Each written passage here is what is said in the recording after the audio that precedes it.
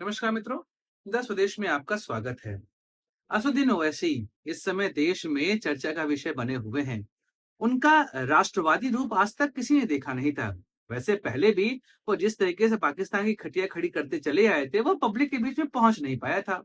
और पिछले कुछ सालों में उनकी राजनीति ने एक तरीके से एक ही तबके को अपनी ओर आकर्षित किया था। लेकिन अभी जब पहलगाम में आतंकी हमला हुआ, उसके बाद जैसे असदुद्दीन ओवैसी का राष्ट्रभक्ति चेहरा सबके सामने आया, वह उनकी लोकप्रियता को लगातार बढ़ाता जा रहा है। यहाँ तक कि भारतीय सरकार ने उनको डेलीगेशन का पार्ट बनाकर भेजा है उन देशों में जो कि मुस्लिम बहुल देश हैं। असदुद्दीन ओवैसी आने वाले बिहार चुनाव में कुछ ना कुछ असर डालेंगे। आज हम इसी विषय पर बात करने वाले हैं। इस पूरे वीडियो को हम तीन तरीके से देखेंगे। पहले, अगर असदुद्दीन ओवैसी अकेले लड़ते हैं तो उसका प्रभाव क्या पड़ेगा। दूसरा, अगर महागठबंधन के साथ जाते हैं तो क्या प्रभाव पड़ेगा। और अगर एनडीए के साथ आते हैं तो फिर क्या परिवर्तन होगा। इन सभी विषयों पर करेंगे बात। नमस्कार दोस्तों, मैं सुधांशु, आप देख रहे हैं द स्वदेश। दोस्तों, द स्वदेश एक मंच है जहां पर हम निष्पक्ष पॉलिटिकल एनालिसिस करते हैं। अगर आपको हमारा पॉलिटिकल एनालिसिस पसंद आता है तो आप यूपीआई के माध्यम से हमारी मदद भी कर सकते हैं। बाकी हमारे चैनल को सब्सक्राइब करिए, वीडियो को लाइक करिए और वीडियो को शेयर जरूर करिए।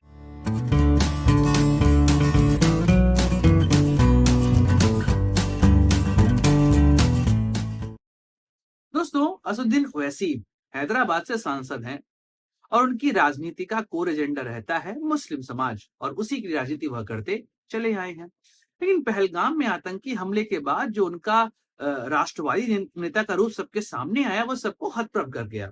लेकिन ऐसा नहीं है कि यह पहली बार उन्होंने किया है। इसके पहले भी जब वो पाकिस्तान डेलीगेशन के साथ गए थे, वहां पर पाकिस्तानियों को जिस तरीके से उन्होंने नानी याद कराई थी ना, यह सबको पता है। लेकिन वो दौर सोशल मीडिया का हुआ नहीं करता था। यह दौर सोशल मीडिया का है।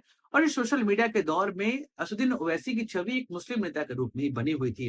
लेकिन अभी जो उनका पिछले 20 दिनों का रूप रहा है, वह राष्ट्रभक्त नेता के तौर पे सबके सामने आया है। ऐसे में लोकप्रियता उनकी लगातार बढ़ती जा रही है।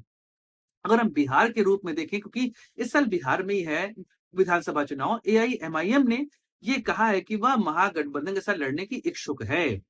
लेकिन अगर हम पिछले बार का प्रदर्शन देखें तो 2020 के विधानसभा चुनाव में जो सीमांचल का क्षेत्र है, किशनगंज, अररिया, पूर्णिया, इस क्षेत्र में आपने नोटिस किया होगा कि असदुद्दीन ओवैसी वहां पे अच्छा खासा रोल प्ले कर गए थे। 18 सीटों पर उन्होंने चुनाव लड़ा था, जहां पर 5 सीटों पर उनको विजय की प्राप्ति हुई थी। ये अलग बात है, 4 विधायक उनके आरजेडी मिल गए थे, पर एक विधायक आज भी उनका वहां पर है। और इस बार भी उनका प्रयास है कि वो वहां पर 50 सीटों पर चुनाव लड़ें। और जैसी अभी उनकी राजनीति चल रही है, मोस्ट प्रोबेबली है कि वह कई सारे ऐसे क्षेत्रों में भी जीत प्राप्त करेंगे जो मुस्लिम बहुल क्षेत्र नहीं है। क्योंकि पहलगाम आतंकी हमले के बाद अगर किन्हीं दो नेताओं की छवि सबसे ज्यादा पूरे देश में छाई है, तो वह असदुद्दीन ओवैसी हैं और शशि थरूर हैं। और ओवैसी साहब की पार्टी यह प्रभाव तो डालेगी ही डालेगी। लेकिन अभी असदुद्दीन ओवैसी ने ये साफ कहा है कि भाई, अगर महागठबंधन उनको मौका देगा तो वह उनके साथ चुनाव लड़ने को भी तैयार हैं। और यह बहुत बड़ी खबर है, क्योंकि पिछली बार उन्होंने आरजेडी, कांग्रेस और सीपीआई, इन तीनों के वोट काट दिए थे। चलिए पहले बात करते हैं महागठबंधन में जाने पर क्या प्रभाव पड़ेगा बिहार में इस बार। अब असदुद्दीन ओवैसी भाई मुस्लिम समाज के बहुत बड़े नेता माने जाते हैं। अगर वह अलग लड़ेंगे तो सीधी बात है, वो वोट किसका काटेंगे। वो वोट काटेंगे सीधे तौर पर महागठबंधन का। क्योंकि बिहार में आप देखेंगे कि मुस्लिम समाज का वोट एक तरीके से महागठबंधन का कोर वोट है। आरजेडी, कांग्रेस, सीपीआई, या सभी मुस्लिम समाज के वोट पर निर्भर करते हैं। खासकर आप अगर नोटिस करेंगे तो सीमांचल का पूरा एरिया आरजेडी और कांग्रेस का गढ़ होता है। 2019 का अगर आपको लोकसभा चुनाव याद हो, तो उस चुनाव में कांग्रेस ने कुल अब 39 सीटें एनडीए को मिली थी और केवल एक सीट पर कांग्रेस जीती थी, और वो सीट किशनगंज की थी। ये लगभग 70% आबादी वहां पे मुस्लिम आबादी है। और यहां से जीतकर कई बार जो है ओवैसी साहब ने बाकी पार्टियों की गणित को यहाँ पर खराब किया है। तो ऐसे में महागठबंधन में जाने का मतलब यह है कि भाई, जो मुस्लिम समाज का वोट एआईएमआईएम के आने से बढ़ता, वो बढ़ता तो यहाँ पर नहीं दिखाई देगा। लेकिन महागठबंधन में आना इतना भी आसान नहीं है। जैसा मैंने पहले कहा कि कांग्रेस हो गई, आरजेडी हो गई, सीपीआई हो गई, या मुस्लिम समाज को अपना कोर वोट मानते हैं। ऐसे में अगर एआईएमआईएम को इन लोगों ने अपने साथ जोड़ लिया तो मुस्लिम समाज का वोट बटेगा तो नहीं, लेकिन एआईएमआईएम के वोट में बढ़ोतरी होगी। एक तरीके से ये तीनों पार्टियां बिहार में एआईएमआईएम को स्थापित करने में मदद जरूर करेंगी। ऐसे में यह डायलेमा तो है महागठबंधन के पास कि अगर वह ओवैसी साहब को अपने गठबंधन में शामिल करते हैं, तो फायदा तो है, लेकिन नुकसान भी बहुत बड़ा है क्योंकि अगर बिहार की राजनीति में वह स्थापित हो गए, तो वोट काटेंगे आरजेडी का, कांग्रेस का और सीपीआई का। ऐसे में फायदा किसका होगा? या फायदा होगा पूरी तरीके से एनडीए का। तो ओवैसी साहब महागठबंधन के विषय में बोल तो रहे हैं। उन्होंने कहा कि भाई हम लड़ना चाहते हैं 50 सीटों पर, लेकिन अगर महागठबंधन हमें शामिल करेगी, तो हम कम सीटों पर भी यहाँ लड़ सकते हैं और अगर ऐसा हुआ, महागठबंधन में वह शामिल हुए, तो फिर 2025 के विधानसभा चुनाव में आपको बहुत बड़ा परिवर्तन जो है, वह होते दिखाई देगा। क्योंकि 2020 के विधानसभा चुनाव में उन्होंने एक थर्ड फ्रंट बनाया था। राष्ट्रीय लोक समता पार्टी जो उस समय उपेंद्र कुशवाहा की पार्टी हुआ करती थी, बाद में उस पार्टी का विलय हुआ जेडीयू में और वर्तमान समय में एक अलग पार्टी वह बना के यहाँ पर चल रहे हैं उपेंद्र कुशवाहा। लेकिन हाँ, उस समय उन्होंने थर्ड फ्रंट बनाया था और वहां पर 5 सीटों पर विजय प्राप्त हुई थी और यह सभी 5 सीटें जो हैं वो सीमांचल की सीटें थीं। ऐसे में वैसी साहब अगर महागठबंधन में जाते हैं तो फायदा तो महागठबंधन को अवश्य होगा। लेकिन क्या महागठबंधन के साथी उनको अपने साथ जोड़ने की इच्छुक दिखाई देंगे? यह तो समय बताएगा। लेकिन अगर हम बात करें एनडीए की, तो एनडीए एनडीए को यह पता है कि भाई बिहार का मुस्लिम समाज लगभग 80 से 85% मुस्लिम समाज जो है वो महागठबंधन को वोट देता है। एनडीए के पास वोट का प्रतिशत लगभग 15% के आसपास आता है, वो भी जेडीयू और एलजेपी की वजह से।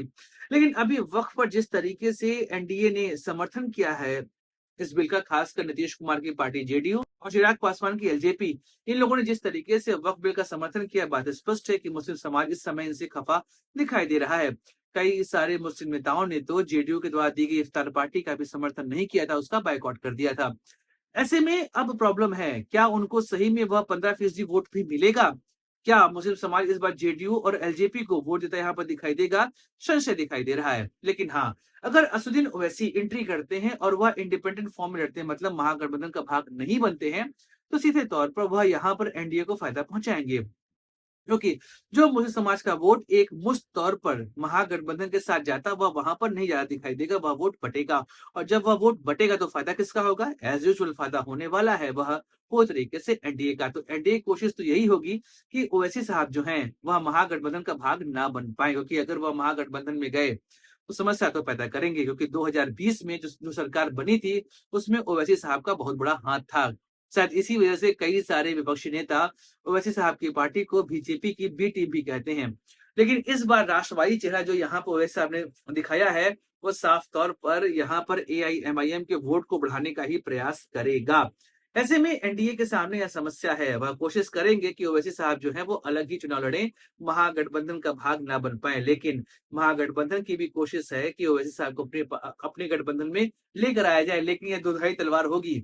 हो सकता है कि वो उनके साथ आ जाएँ तो इनका फ़ायदा करा दें, लेकिन यह भी हो सकता है कि अगर वो इनके साथ आए, तो इनका घाटा करा दें और कहीं ऐसा ना हो कि एआईएमआईएम इतनी सीटें जीत जाए कि वह बिहार में एक प्रमुख पार्टी के तौर पर यहाँ पर दिखाई देने लगे। और अगर बिहार में वो अच्छा प्रदर्शन कर गए, तेलंगाना में वह एक दौर पे सरकार का भाग रहे थे और अगर बिहार में भी वो अच्छा प्रदर्शन कर गए, तो राष्ट्रीय पार्टी का टैग भी इनको यहाँ पर मिल जाएगा। उसके बाद एआईएमआईएम पूरे देश की राजनीति में अच्छा खासा प्रभाव डालेगी और अगर वह प्रभाव पूरे देश में डालना शुरू कर देगी, तो क्षेत्रीय पार्टियों के अस्तित्व पर संकट आना शुरू हो जाएगा। क्योंकि अगर वह बिहार में एंट्री करेंगे, तो बिहार में एंट्री करने का मतलब है कि महागठबंधन के मुस्लिम समाज के वोट का कटान शुरू हो जाएगा। फिर यही क्रम आपको यूपी में दिखाई देगा, यही क्रम आपको वेस्ट बंगाल में, यही क्रम आपको महाराष्ट्र में दिखाई देगा। तो बात स्पष्ट है कि ओवैसी साहब ने पहलगाम आतंकी हमले के बाद जिस तरीके से अपनी राजनीति को एक नए तरीके से दिखाया है और वह राजनीति कई सारे लोगों को पसंद आ रही है, क्योंकि आपको अपने धर्म की राजनीति करनी है, आप करिए। लेकिन एक राष्ट्रवादी नेता के तौर पर देश हमेशा ऐसे नेताओं को पसंद करता आया है, जो देश की जमीन से जुड़े हुए दिखाई देते हैं और राष्ट्रभक्त की भावना उनके अंदर दिखती है। लेकिन बात स्पष्ट है, जिस तरीके से ओवैसी साहब इस समय राजनीति कर रहे हैं, वो उनको देश में एक बड़े नेता के तौर पर स्थापित ज़रूर कर रहा है। बाकी दोस्तों, जब बिहार विधानसभा चुनाव की बात आएगी, तब हम लोग और डिस्कस भी करते रहेंगे और गठबंधन की बातें तो होती रहेंगी। वीडियो समाप्त करते हैं, मिलेंगे अगले वीडियो में, चर्चा करेंगे किसी और मुद्दे की। अपने दोस्तों को दीजिए इजाजत, लाइक शेयर सब्सक्राइब चैनल। जय हिंद, वंदे मातरम, भारत माता की जय।